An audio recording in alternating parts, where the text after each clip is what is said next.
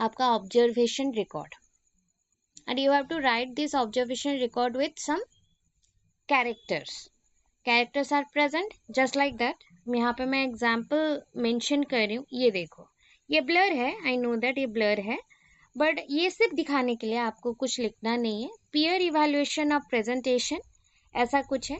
यहाँ पे कुछ क्वेश्चंस रहते हैं, ठीक है, सेट ऑफ क्वेश्चंस रहते हैं, और उस क्वेश्चंस को यस नो में आंसर दे सकते हैं, या फिर सिंगल वर्ड में आंसर दे सकते हैं, या फिर स्टेटमेंट में आंसर दे सकते हैं कि हाँ ये टीचर अच्छे से पढ़ा रहा है, नहीं पढ़ा रहा है, क्या उसने एविडेंसेस लिया, क्या वो इंटरेस्टेड है, क्या वो अच्छे से प्रेजेंट कर रहा है। इस बेसिस पे यस नो में क्वेश्चन बनता है। जस्ट लाइक हम कभी कभी ना बड़े बड़े प्रोफेसर्स के या फिर बड़े बड़े टीचर्स के, जो भी एक्सपीरियंस टीचर्स हैं, उनका रिकॉर्डिंग मटेरियल सुनते हैं, या फिर उनके जो पढ़ाने का स्टाइल को ऑब्जर्व करते हैं, तो उनका पॉइंट सब हम नोट करते हैं ना। नोट करने के बाद हम मैच करवाते हैं कि हाँ ये पर्सन ने ये पॉइंट भी बोला, ये पॉइंट भी बोला, सब टिक करते हैं, क्रॉस चेक करते हैं। तो उसको वन काइंड ऑफ हम पीयर ऑब्जर्वेशन और पीयर इवैल्यूएशन कह सकते हैं, ठीक है। इस टाइप का फॉर्मेट होता है जो हम लोग 2 दिन से बोल रहे थे, appraisal form, self appraisal form. तो सेल्फ अप्राइजल फॉर्म होता है सेल्फ असेसमेंट के लिए, जहाँ पे सेट ऑफ क्वेश्चन फिर से बनाए जाएंगे, और उस सेट ऑफ क्वेश्चंस को यस नो चेकलिस्ट के थ्रू, या रेटिंग स्केल के थ्रू, या फिर रूब्रिक्स, 3 वर्ड बोला, चेकलिस्ट, ठीक है, और रूब्रिक्स बोल सकते हैं, या फिर रेटिंग स्केल। जस्ट लाइक ये इस पर्सन का बिहेवियर कैसा है, गुड, बेस्ट, वर्स्ट कैसा है, उसको नंबरिंग दिया गया 1 2 3 4 और 0 1 2 3 4 5। उसमें से जो आपको अप्रोप्रिएट लगा आपने उसको सर्कल कर दिया, तो वो रेटिंग स्केल है। चेकलिस्ट क्या होता है, जहाँ पे कोई पॉइंट का आंसर यस नो और ट्रू फॉल्स या फिर टिक क्रॉस पे होता है, उसको चेकलिस्ट बोलते हैं, ठीक है। रूब्रिक्स क्या होते हैं ना, रूब्रिक्स के जो पॉइंट्स हैं उसको डिवाइड किया जाता है उसके परफॉर्मेंस के बेसिस पे स्केलिंग करके, स्केल डाउन प्रोसेस है। अब ये स्केल डाउन प्रोसेस होता क्या है, जब हम स्केल डाउन करते हैं तो बचपन में ना एक स्केल का यूज हम लोग करते थे, पता है, मतलब मैथ्स में, रुको कलर चेंज करते हैं, हाँ मैथ्स में ऐसा रहता था। और जैसे मान लो यहाँ पे 0 है, इधर आया तो -1 -2 -3 -4 ऐसा, और इधर आया तो 1 2 3 4 5 ऐसा रहता था। अब आपको किसी ने बोला कि 4 तक चलो, तो 4 बोला है, प्लस माइनस कुछ मेंशन नहीं, तो हम लोग जंप करते थे यहाँ पे, ठीक है। अब बोलेंगे 4 -4, 4 -4 हो गया, मतलब यहाँ से यहाँ तक, तो माइनस हो गया तो 0। तो इस टाइप का जो स्केलिंग रहता है, जहाँ पे हम कोई पॉइंट के अकॉर्डिंग डिवीजन स्टार्ट करते हैं, उसको बोलते हैं रूब्रिक्स। रूब्रिक्स में परफॉर्मेंस, प्रेजेंटेशंस, उसके बेसिस पे स्केल डाउन होता है, ठीक है। 3 वर्ड लिया, 3 वर्ड को फिर मैं एक एक शॉर्ट क्वेश्चन में बताऊंगी। अब ये पॉइंट आता है कि हम स्टार्ट तो कर रहे हैं, क्या यहाँ तक पीयर एंड सेल्फ असेसमेंट अच्छे से सुन लेना, हो जाएगा। पीयर एंड सेल्फ असेसमेंट में पॉइंट क्या आता है, पहला तो पीयर असेसमेंट देख लो। Peer assessment is a learning technique, ठीक है। इफ आप कोई चाहते हैं कि इसको लर्निंग टीचिंग टेक्निक बोलना, तो बोल सकते हो, बट मोस्ट एप्रोप्रिएट लर्निंग ही होता है, क्योंकि हम जब पीयर करते, पीयर मतलब पीयर ट्यूटरिंग, ठीक है। मैं आपके साथ पढ़ रही हूँ, मैं आपकी एज की हूँ, मैं आपके साथ पढ़ रही हूँ, और मैं आपको जो पढ़ा सकती हूँ, मुझे जितना नॉलेज है मैंने आपको दिया, और आपने मुझे अपना नॉलेज दिया जो आपको पता है, ठीक है। मतलब एक्सचेंज ऑफ नॉलेज हो रहा है between same age group people और सेम क्लास पीपल और सेम क्लास स्टूडेंट्स, ठीक है। तो यहाँ पे प्रोसेस होता है लर्निंग टेक्निक का, नॉट टीचिंग टेक्निक, बिकॉज हम ऑब्जर्व करते हैं, हम समझते हैं, हम एक्चुअली सेम एज ग्रुप वाले हैं तो अच्छे से और समझा पाते हैं। तो peer assessment is a learning technique, ये क्या है, लर्निंग टेक्निक है। Students evaluate their peers work, peer मतलब सेम एज ग्रुप स्टूडेंट्स, तो एक स्टूडेंट अपने ही पीयर्स के वर्क को इवैल्यूएट कर सकता है and have their work evaluated by peers. देखो, आप मेरे पीयर हो ये मान लो, मैं आपको इवैल्यूएट कर सकती हूँ, आप कैसे पढ़ा रहे हो, आप कैसे समझा रहे हो, आप कौन सा मटेरियल चूज कर रहे हो, कैसे पढ़ते हो, सब कुछ। वैसे ही आप मुझे अगेन जज कर सकते हो, ठीक है। तो student evaluate their peers work and have their work evaluated by peers, ठीक है। Peer assessment gives students feedback on their quality of work. Feedback मिलता है, क्विक फीडबैक मिलता है। जब आप कोई काम करते हो और उस काम को अपने ही एज ग्रुप वाले जो स्टूडेंट्स हैं और आपके ही क्लासमेट्स हैं उनको दिखाते हैं, तो उनको हम क्या बोलते हैं कि बताओ तो कैसा हुआ है। तो वो बोलता है हाँ ये चीज़ अच्छा किया, इसमें थोड़ा मॉडिफाई हो सकता था और इसको और थोड़ा बेटर कर। तो ये क्विक फीडबैक है, ठीक है। क्वालिटी ऑफ वर्क के ऊपर, मतलब कैसा वर्क हुआ है उसके ऊपर एक क्विक फीडबैक है। It can be extremely valuable in helping students to learn from each others by listening, analyzing and problem solving। देखो, ये extremely valuable है, बहुत ही ज़्यादा valuable है in helping students को help करने में, to learn from each others। हम एक दूसरे से पढ़ते हैं by listening, मैं पहले आपको सुनूंगी, फिर एनालाइज करूंगी आपके पॉइंट्स को, फिर प्रॉब्लम सॉल्विंग में उसी पॉइंट्स को यूज करूंगी, ठीक है। Listening, analysing and problem solving, मतलब ये 3 वर्ड इसके लिए हो गए important, listening, analysing and problem solving, lap, ठीक है, पीयर असेसमेंट के लिए। अब कहीं पे क्वेश्चन में आ सकता है कि पीयर असेसमेंट की जगह पे पीयर इवैल्यूएशन आ जाए, पीयर असेसमेंट के जगह पे पीयर इवैल्यूएशन आ जाए। तो नॉर्मली जो डार्क किया गया है ना वो एक्चुअल इंपॉर्टेंट लाइंस हैं, इसलिए डार्क किया गया है क्योंकि मैं अंडरलाइन बार बार नहीं दिखा पा रही थी नोट्स के ऊपर, तो ये आपके लिए डार्क कर दिया गया है। देखो, एडवांटेजेस ऑफ पीयर असेसमेंट क्या है ना, encourage students to critically reflect each others work. अभी देखो, बहुत जगह पे क्या होता है, जब हम लोग एक दूसरे के साथ मिलके काम नहीं करते हैं और एक दूसरे के वर्क को सपोर्ट नहीं करते, तो हम जेलस फील करते हैं कि वो अच्छा कर रहा है मैं बुरा कर रहा हूँ, तो हमें ना बहुत जेलस फील होता है कि वो कम पढ़ के इतना कर रहा है, हम ज़्यादा पढ़ के नहीं कर पा रहे। दैट में भी कुछ लैकिंग तो रहेगा ही, ऑब्वियस कुछ प्रॉब्लम्स हैं, लैकिंग है, जिसके वजह से ये चीज़ हो रहा है, ठीक है।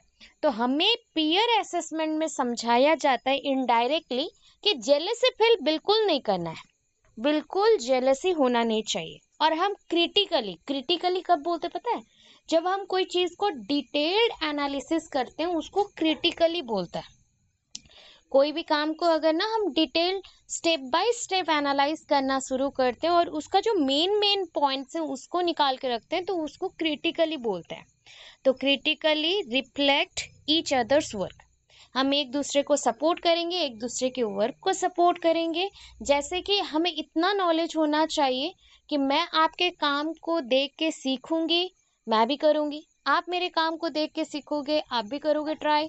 प्लस कोई अगर आप प्रेजेंट नहीं हो, कोई अगर मुझे आपके काम के बारे में बताता है तो मैं उसको बता पाऊँ, इस लेवल का नॉलेज हमारे पास होना चाहिए।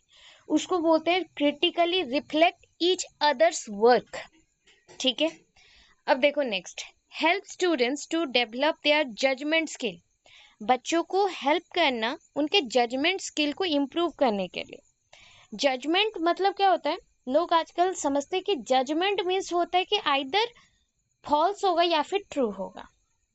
जजमेंट वो होता है जहाँ पे हमें एक्चुअल एविडेंस को हम जान पाते हैं, उस एविडेंस के बेसिस पे हम जज कर पाए, वैसा होना चाहिए। किसी के सुनी सुनाई बात पे नहीं, एविडेंस के साथ, प्रॉपर एविडेंस के साथ होना चाहिए। तो ऑब्वियस है बच्चों में और स्टूडेंट्स में, लर्नर्स में ये कैपेसिटी डेवलप होना चाहिए। जैसे आप एज ए टीचर कहीं पे ज्वाइन करते हैं and you are a very good teacher also, ठीक है। If you don't have any type of judgemental skill, so वहाँ पे आपके साथ ना सब झगड़ा करना लगेंगे, आप किसी के सपोर्ट में नहीं बोल पाओगे, ना ही किसी के अपोज पे। कौन बेटर पढ़ा रहा है, कहीं पे आपको जज बना के भेजा जाएगा कोई एक टास्क के लिए बच्चों के साथ, तो आप कोई भी आंसर नहीं दे पाएंगे। तो बच्चों में ये पीयर असेसमेंट इसलिए होता है कि ताकि हम ये स्किल भी सीख पाए कि जजमेंट कैसे देते हैं। when they assess the work of other group members, suppose हम एक ग्रुप में काम करें, ग्रुप में हमारे 7-8 स्टूडेंट्स हैं, हम लोग मिल के काम कर रहे हैं and we all are trainees, हम सब ट्रेनी हैं। तो मैंने काम किया, आपने काम किया, तो सबको सबका काम पता होना चाहिए, जज करना आना चाहिए।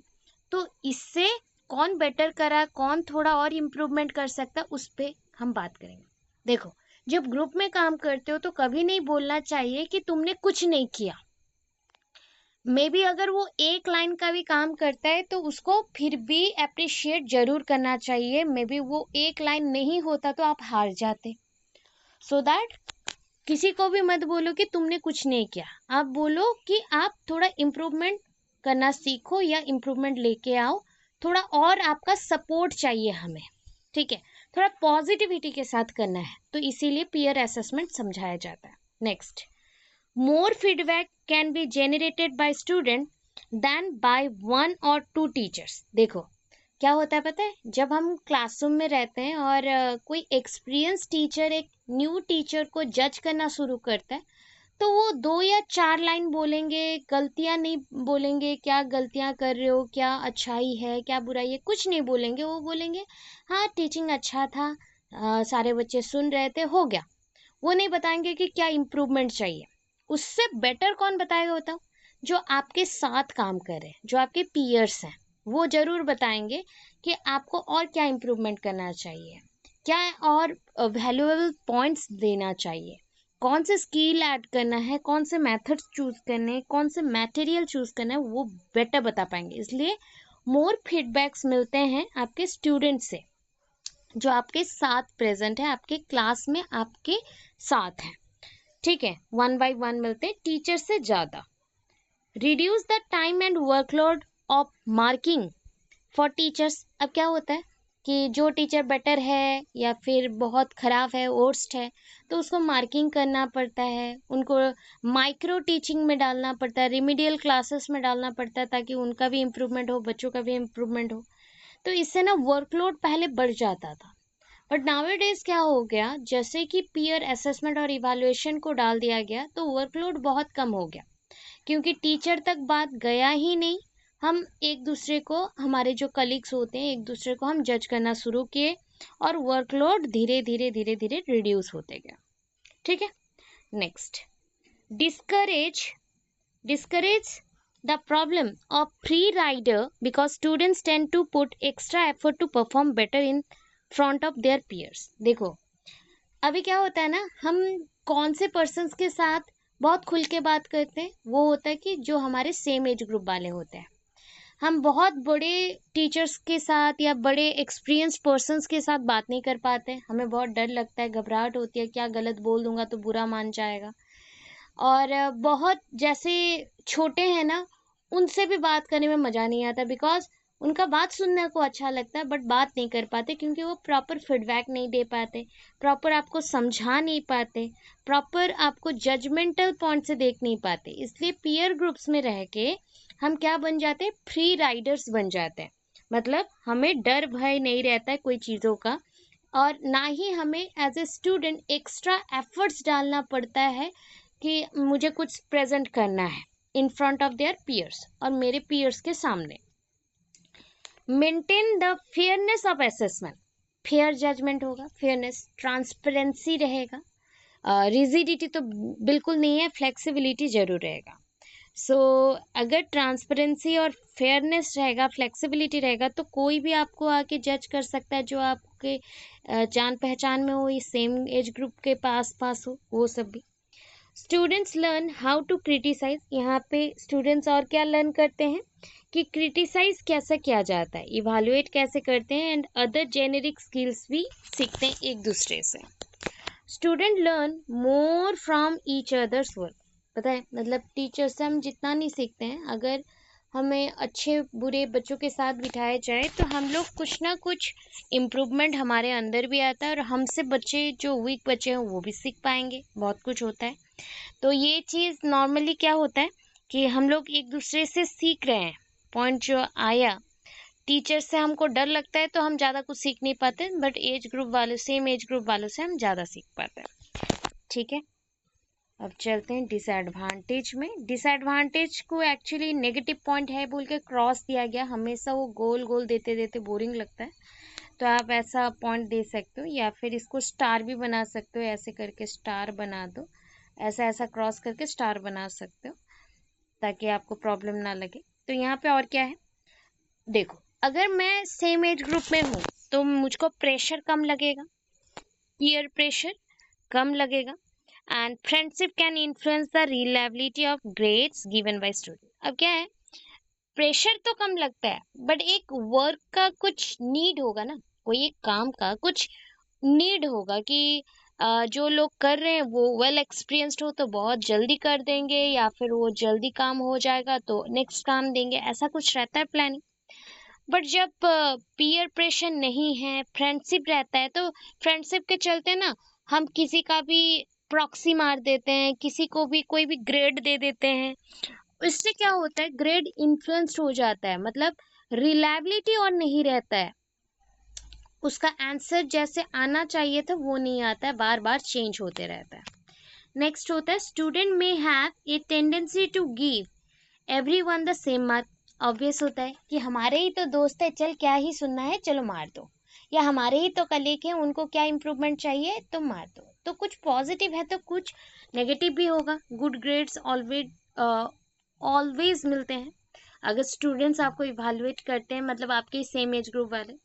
Students are not experienced, because students के पास कोई एक्सपीरियंस नहीं है, तो वो जब आपको जज करते तो प्रॉपर जज ही नहीं कर पाते। फिर आता है, students may cheat in collaboration for group assignment. जब आप ग्रुप असाइनमेंट वर्क देते हैं और एक साथ 10-15 बच्चे एक ग्रुप में हैं, तो एक मेहनत करता है या दो मेहनत करता है, बाकी सब उनसे कॉपी कर लेते हैं, तो ये एक प्रॉब्लम है कि सबने मेहनत नहीं किया, तो ये भी एक नेगेटिव पॉइंट है। फेयरनेस में नॉट बी मेंटेन, हमेशा फेयरनेस रहेगा ये भी सही नहीं है, मे बी मेंटेन ना हो, ऐसा भी हो सकता है।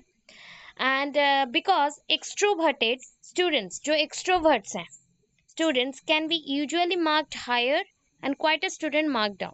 तो ऐसा माना जाता है ना कि पीयर जब जज करते हैं, क्योंकि उनका थोड़ा सा एक्सपीरियंस कम होता है, कि दे डोंट नो कि क्वाइट अ स्टूडेंट मतलब जो बहुत ही शांत स्वभाव के होते हैं, तो वो भी इंटेलिजेंट हो सकते हैं। वो कैसे जज करें, जो जोर से बोल रहा है, जो जोर से समझा रहा है, स्माइल करके समझा रहा है, दैट मीन्स वही इंटेलिजेंट है। और बाकी जो शांत रहता है, कुछ नहीं बोलता है, मतलब आपके साथ मिक्स नहीं होता, मिलता जुलता नहीं है, तो वो क्वाइट स्टूडेंट से इंट्रोवर्ट है और उसको ग्रेड कम कर दो। तो ऐसे में बहुत ही कॉन्फ्लिक्ट्स भी आ जाते हैं। तो ये हो गया पीयर असेसमेंट के बारे में। बताओ, तो ये है आपका सेल्फ असेसमेंट, ये भी एक लर्निंग टूल है। जैसे पीयर असेसमेंट एक लर्निंग टूल था, तो सेल्फ असेसमेंट भी आपका एक लर्निंग टूल है, valuable learning tool, as well as part of an assessment process. Assessment process बोलो या इवैल्यूएशन प्रोसेस बोलो, चलेगा। Self assessment is an assessment which allows the students to assess their own performance. अभी बोल दिया था, self मतलब खुद, और खुद को जज करना। जैसे ना बहुत लोगों को पता नहीं है कि सेल्फ कंसेप्ट होता क्या है। एवरी टाइम एक मेरे को डाउट आ रहा है, ठीक है, मेरे को डाउट आ रहा है, मुझे 3 वर्ड पता है, id, ego and superego, and which is the concept of Freud, Sigmund Freud. And Sigmund Freud का साइको एनालिटिक थ्योरी बोलता है, साइको सोशियल और साइको एनालिटिक थ्योरी, कि हमें रियलिटी पे जीना चाहिए, रियल लाइफ कंडीशंस पे जीना चाहिए। तो अभी बोलो, reality check id, ego and superego में कौन ज्यादा देगा। आगे चलते हैं। तो मैंने अभी क्वेश्चन जो किया था उसका आंसर ईगो है, और ईगो हमने डिफाइन कर दिया कि ईगो राइट एंड रॉन्ग के अंदर जो डिफरेंसेस हैं वो पता करने के लिए हेल्प करता है, और आपको रियलिटी चेक देता है। ओके, चलो। It can be extremely valuable. कौन सा? Self assessment. सेल्फ असेसमेंट बहुत एक्सट्रीमली वैल्यूएबल है in helping students to develop self reflection. ये सेल्फ रिफ्लेक्शन, आप एक क्रिटिक हो, अभी जो समझाया था वही पॉइंट के ऊपर फिर से हो रहा है। क्रिटिक्स कौन होते हैं? जैसे ना, मैं एक मूवी देखने गई एंड मूवी देख के आने के बाद मुझे मूवी का कंसेप्ट पसंद आया, मूवी में कौन कौन थे वो पसंद आया, मूवी का पॉइंट ऑफ व्यू क्या था, कौन से ओरिजिनल कंसेप्ट से लिया गया, ये सब मैंने लिखा, तो इनको बोलते क्रिटिक। वैसे बुक रिव्यू जो होता है, मूवी रिव्यू जो होता है, जो लोग देते हैं ये रिव्यू, उनको क्रिटिक बोलते हैं। जैसे आप टीचर क्रिटिक बनेंगे फ्यूचर में, अभी आप स्टूडेंट क्रिटिक हैं, फ्यूचर में आप टीचर क्रिटिक बनेंगे। ठीक है, तो सेल्फ रिफ्लेक्शन, खुद को जज करो, पहले क्या रिफ्लेक्ट कर रहे हो, कितना रिफ्लेक्ट कर रहे हो खुद को, नेगेटिव पॉजिटिव। क्रिटिक बनना, फिर जजमेंट देना। Ultimately student learn how to be responsible for their own learning. And धीरे धीरे बच्चा ने क्या सीखा कि अपने जो भी शिक्षा है उसके लिए आप कैसे, जो भी आप सीख रहे हो उसके लिए कैसे आप रेस्पॉन्सिबल हो। एक बच्चा अच्छा सीखेगा या बुरा, वो उसी पे डिपेंड कर रहा है, क्योंकि उसका माइंड जिस चीज के लिए इंटरेस्टेड है वो वही चीज को जल्दी सीखेगा, कैप्चर करेगा। फिर देखो, self assessment are more often used as a part of formative assessment.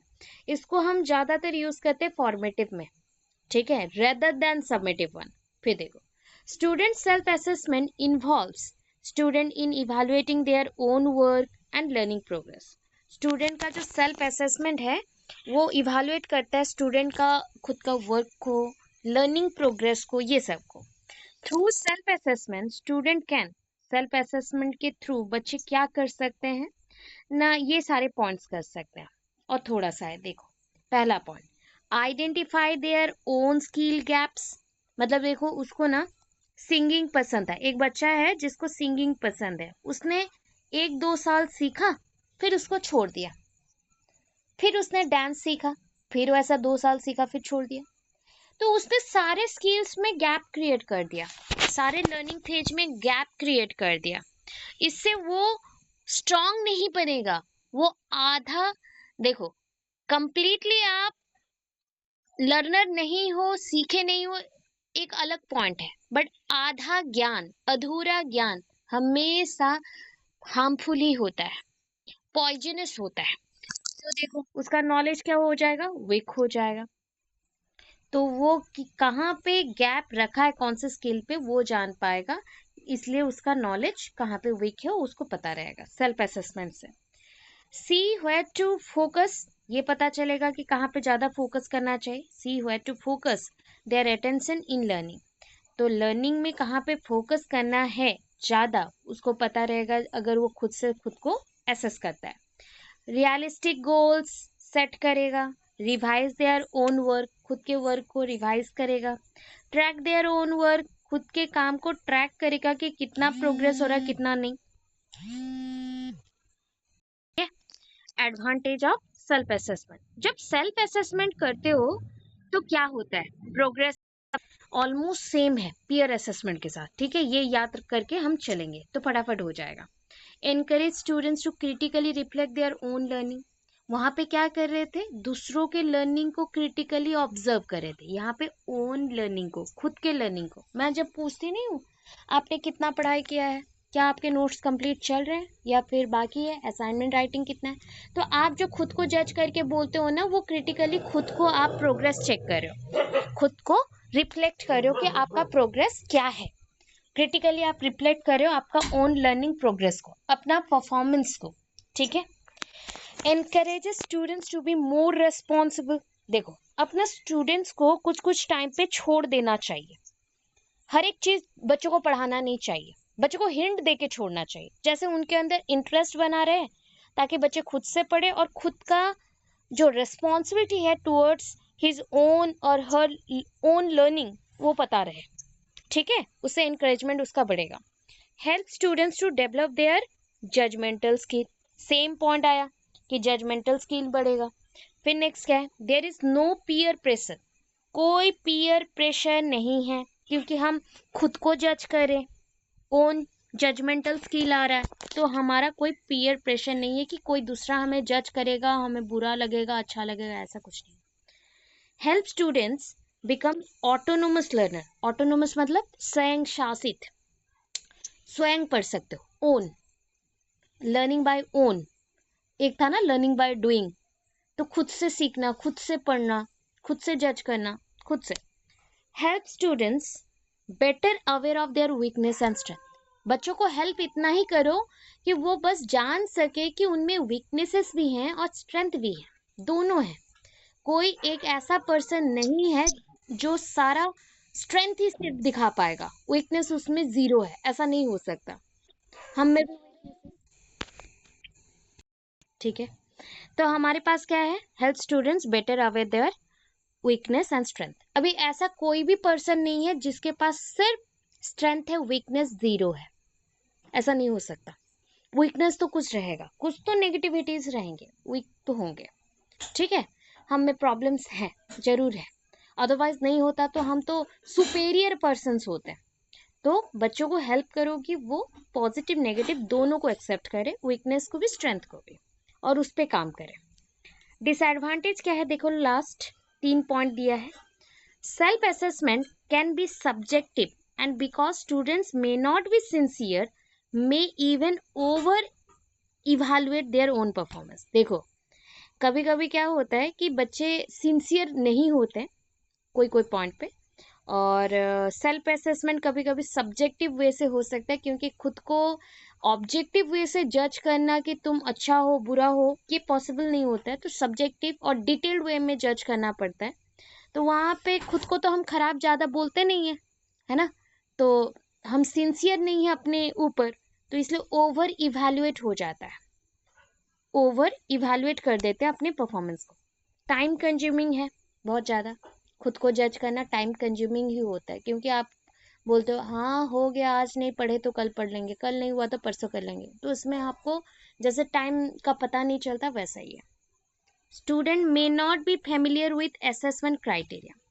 Students को पता नहीं रहता है या फिर ट्रेनी को पता नहीं रहता है कि वो अपने आप को जज करने के लिए जो क्राइटेरिया पहले से फिक्स्ड है उसको देख के करे।